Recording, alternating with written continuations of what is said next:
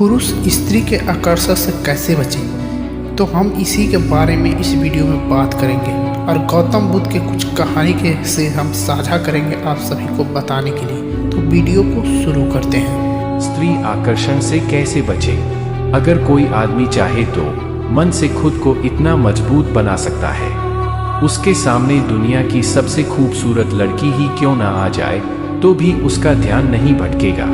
आज हम लोग स्त्री आकर्षण को लेकर एक ऐसी कहानी के बारे में जानेंगे जिसे आप सुनकर हैरान रह जाओगे। एक बार की बात है, गौतम बुद्ध ने एक छोटे से गांव में कुछ दिन रुकने का फैसला किया। उस बार देखते ही देखते उनके पास लोगों की भीड़ इकट्ठा हो गई। लोग बुद्ध से अपनी जिंदगी की समस्याओं का समाधान मांगने लगे। कुछ दिनों बाद एक स्त्री गौतम बुद्ध से मिलने आती है और उनसे कहती है कि आप तो किसी बड़े राजा के परिवार से लगते हैं, फिर आपने जवानी में ही सब कुछ छोड़कर संन्यास क्यों ले लिया? तब बुद्ध कहते हैं कि मुझे उस शरीर की सच्चाई जाननी है जो बूढ़ा होता है, बीमार पड़ता है और मर जाता है। इसलिए मेरे लिए जरूरी था सांसारिक मोह माया से ऊपर उठाना। यह सुनकर वह स्त्री बहुत प्रभावित हुई और बुद्ध को अपने घर में भोजन के लिए आमंत्रित किया और बुद्ध इसके लिए राजी हो गए।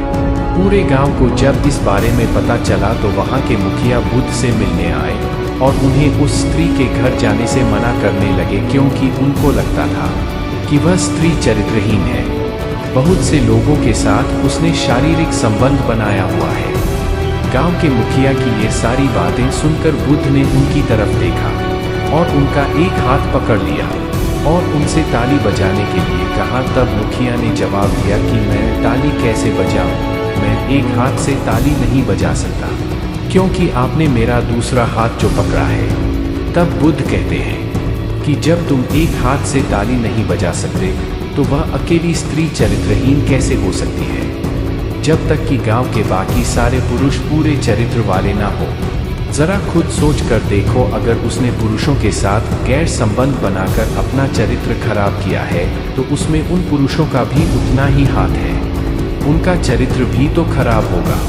लेकिन अगर उनका चरित्र अच्छा है तो फिर स्त्री का तो भी अच्छा होगा। यह बात सुनकर गांव के सभी लोग शर्मिंदा हुए और उनको अपनी गलती का एहसास हुआ। इस कहानी से हम यह सीख सकते हैं कि अगर एक आदमी अश्लीलता की तरफ आकर्षित होता है तो उसमें उस आदमी का भी दोष है। भले ही कोई कितना भी आकर्षित करे, बाहर चाहे कितनी भी अश्लीलता क्यों ना हो, यह हमारे ऊपर है कि हम उस पर ध्यान देंगे या नहीं।